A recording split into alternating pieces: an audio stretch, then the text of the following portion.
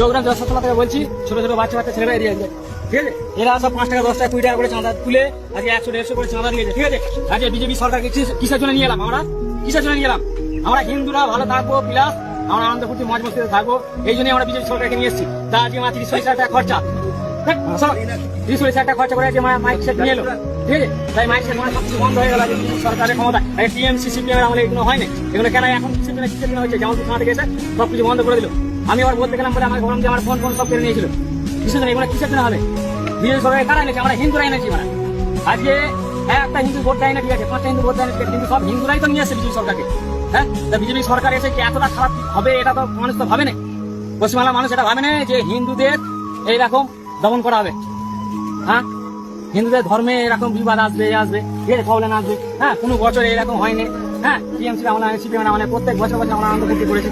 সবাই আশা করেছে যে হ্যাঁ বৈশাখ মাসের 31 তারিখ আমরা আনন্দ করবো। হ্যাঁ, 30-40 হাজার টাকা 50 হাজার টাকা খরচা করে বাচ্চা বাচ্চা ছেলেরা সবাই মিলে চাঁদা দিয়ে আমরা মাইসে নিয়ে এলাম। হ্যাঁ, যে এরকম হবে, এটা যে বিজেপি সরকার আসার পরে এইরকম আনন্দ ফুর্তিতে সব কিছু নষ্ট হয়ে যাবে সেটা আমরা কোনো সময় ভাবিনি।